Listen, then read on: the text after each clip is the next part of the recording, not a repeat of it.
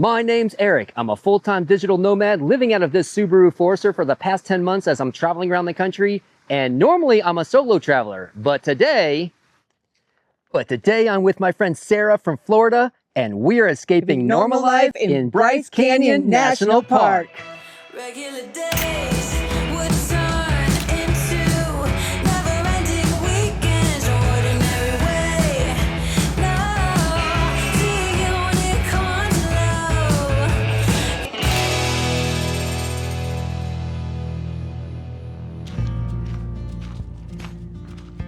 All right, well, this is what I'm calling home tonight. It's just some BLM about 30 minutes outside of Las Vegas. So I gotta pick up my friend tomorrow morning at 11:30. For the next week, we're gonna be going to Zion, Bryce, Grand Canyon, and also spend a few days in Las Vegas. All right, well, I am still in Las Vegas.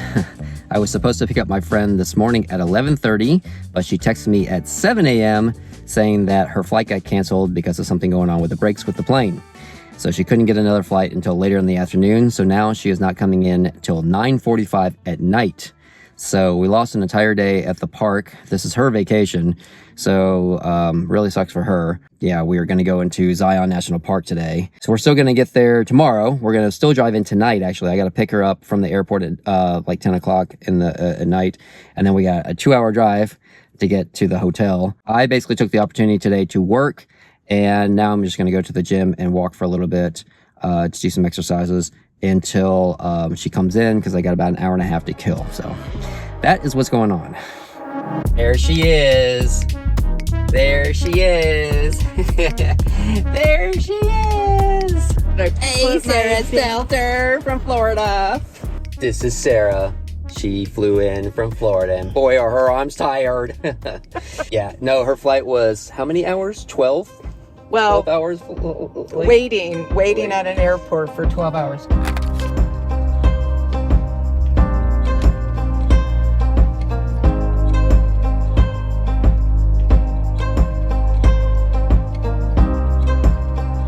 All right, Sarah's first time in Zion National Park. What's your thoughts so far? It's like a whole different world. Because this is what she's looking at.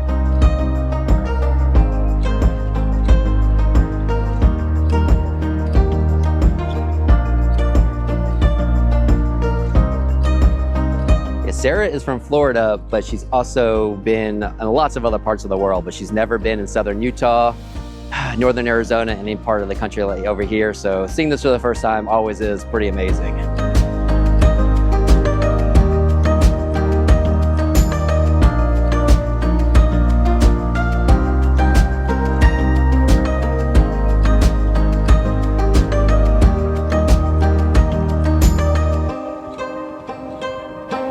My dry bib, keep me dry for my protection.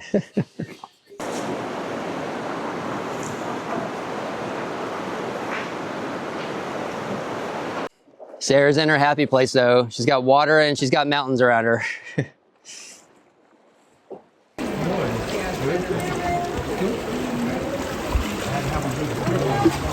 So sometimes the water can get up to your chest. So we're about to get to a point where the water is actually up to your chest. So make sure that whatever you wear, like a backpack or something like that, has things in it that can get wet. I'm buoyant, I'm almost floating. I think you're very higher than your stick. Well, that's like my head.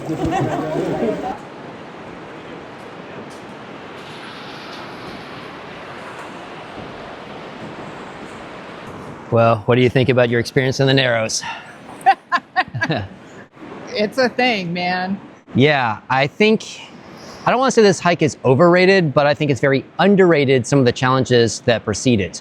You're walking in water almost the entire time. There are banks like this sometimes you can get off to, but most of the time you're walking in water. There is a current to it, so you're walking upstream. You're walking in river rocks that move. They're not slippery, but they do move at times. And you're relegated to be behind other people that are scared and don't know their footing. Yeah, and yeah, so it's very, there's a lot of crowds here and stuff. So I think everybody should come here at least once, but come here for the experience and get a little, maybe a mile or so in, And just remember that what you do in the Narrows is going to feel double, maybe even triple what you're doing. You're exerting a lot more energy when you come here.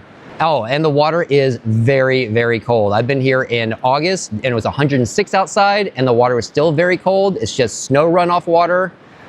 We're out here in mid-April and the water's not freezing, but it's about 50 degrees. And I would wear gloves. Honestly, Yeah, it's not a bad idea. Better traction with the gloves. Some gloves is not a bad idea for the trekking poles. So anytime you rent dry bibs or boots or anything to hike the Narrows, they'll always give you a walking stick, a trekking pole to take with you. It's worth it to come out here. Yeah. But yeah, just know the expectations when you come out here. But it is a beautiful place. For the next 2 days, we rented e-bikes and did some small hikes in the area. I didn't really film a lot since I've already done a few videos about visiting Zion in the past, which I'll leave links to right here. Next up, we drove to Bryce Canyon National Park. Well, good morning. We just got to Bryce Canyon. Actually, we got here last night, but we just made it into the park. And it's gonna be Sarah's first time seeing it. I haven't been here in like 5 years. So do you know what you're about to see? You have any idea? No clue. All right, let's go check it out. Windows down and empty streets. You were all I used to know. You can get to the bottom. You and I, forever ago. And you used to drive me home. Now I drive alone. You and I, forever. These things are so cool to see in person. Look at the root structure on this plant.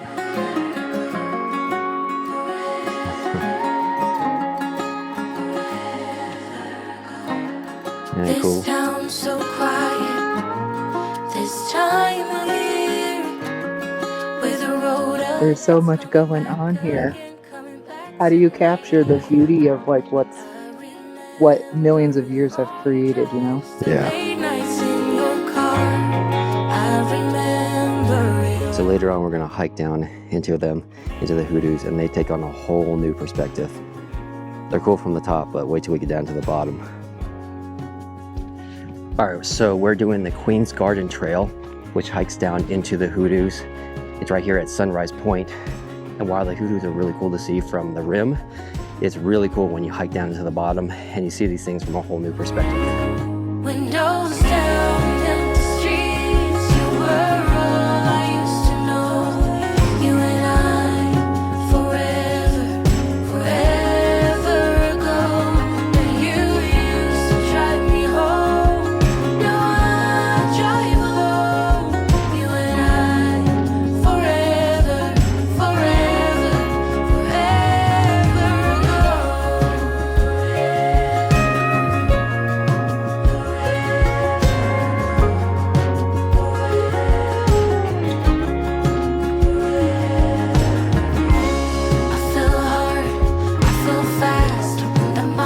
Yes, keep going.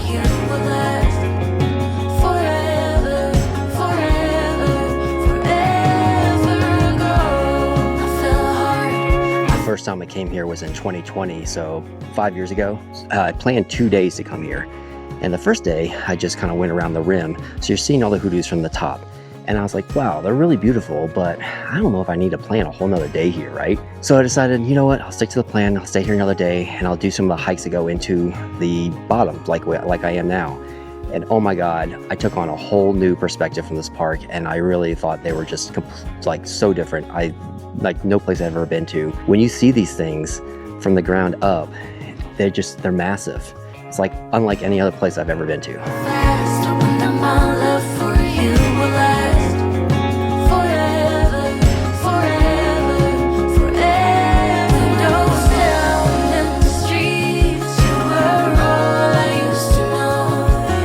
What do you think so far? Cool, huh?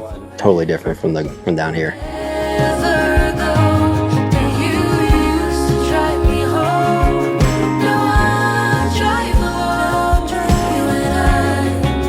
Again, one of those things in life you just really have to be here to see in person.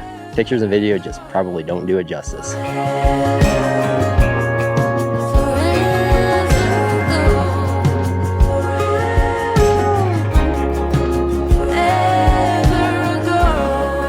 This is the Wall Street hike, and normally you can hike down there and go in between those slot canyon there, but they close it off for winter time. I can't see any snow or ice down there right now, but I think that's why they close it off for the winter.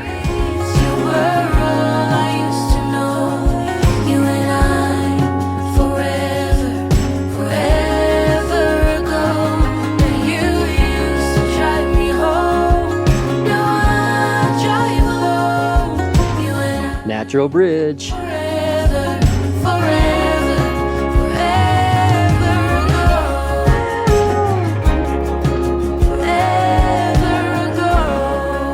So me and Sarah, as we were coming into Bryce Canyon, saw this fire yesterday, and we think it's a controlled burn, but we're not real positive. It's in the Dixie Forest.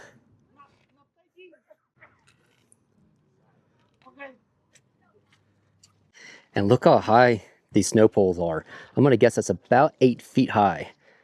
That's a lot of snow they get up here. So it's mid-April and they still have a little bit of snow up here. I'm gonna try and get it. All right, just outside the boundaries of Bryce Canyon National Park, just a few miles, is a little trail you can do called Mossy Cave. It's a nice little walk out to a waterfall, actually. So let's go check it out. Let's go to Mossy Cave. Let's go.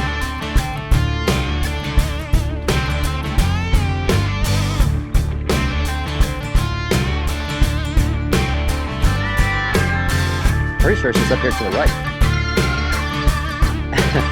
Well, we thought there'd be a waterfall, and technically there is. It's a trickle of a waterfall.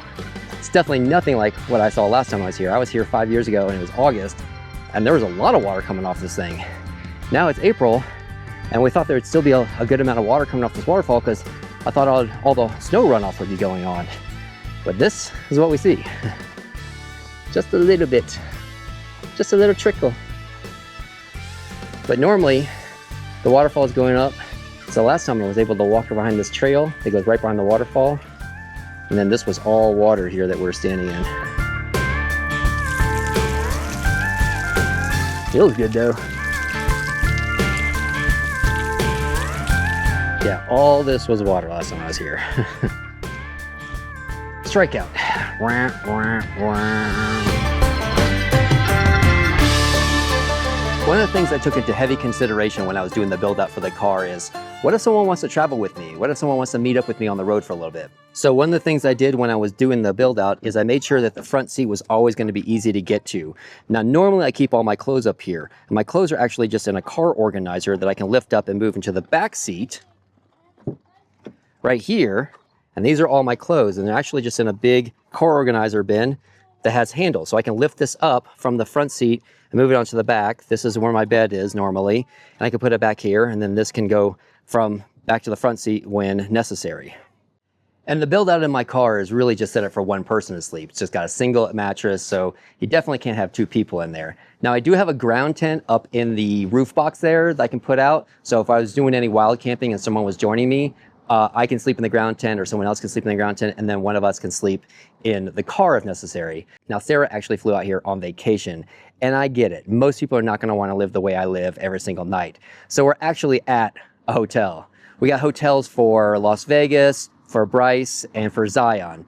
So nice little change of pace for me. I get sleep in a real bed. I get daily showers. I get Wi-Fi. So not too bad. And I realized the exposed Tyvek doesn't make this place look so glamorous. And it's a little tiny motel kind of place. But it's right out here in Bryce Canyon. It's really beautiful. And I'll show you the room in a second. So this is actually our room. Pretty nice. Basic little room, but it works. We got a full-size bed. And a shower. All right, well, I'm gonna go ahead and just end the video here. We got one more night at this hotel, and then tomorrow we've got a very long drive, about 4.5 hours. We're headed to the Grand Canyon. We are gonna stop by the town of Page. I've been through Page a few times, but I've really just never had an opportunity to stop and really explore. Same thing tomorrow. We're not gonna have a ton of time to explore, but we are gonna go to Horseshoe Bend. That's another place I've been to, but that was also about 5 years ago, so it's been a little while since I've been there. And I think we might try to check out something like Vermilion Cliffs National Monument or the Grand Staircase National Monument. There's a really cool dam there that I've recently was at just like 5 months ago. So yeah, probably stop by the town of Page and do a little bit of exploring before we head down to Grand Canyon. But I've absolutely loved my time up here in Bryce Canyon National Park. This park is definitely a recommended place to visit, not just because of its beauty, but because it's not nearly as crowded as a lot of the other national parks out there. We just came from Zion, and Zion's always very, very busy. We're headed to the Grand Canyon. Of course, that place is always going to be very busy. So Bryce Canyon, while it does attract a good amount of crowds, it just doesn't attract the crowds that you see at other national parks. And really, the cool thing about southern Utah is basically every 2 hours, you're going to come across either a major national park or a national monument or a gorgeous state park that most states would deem a national park. So for example, if I was to drive maybe 2 hours to the northeast from here, I would hit Capitol Reef National Park, then I would hit Goblin Valley State Park, which is like smaller hoodoos, then another 2 hours or something like that, then you hit Canyonlands, Arches, the Moab area, Dead Horse State Park. You can go south and go into Natural Bridges State Park. Hoven Weep is a really cool place. Bears Ears National Monument. There's just so many things to go and do here, so I highly recommend it to anybody. All right, well, I'm pretty beat. I had a long day of moving around. We've been up pretty early, so I'm gonna go upstairs, relax, and probably go to sleep pretty early tonight. Until next time, thank you for escaping normal life with me.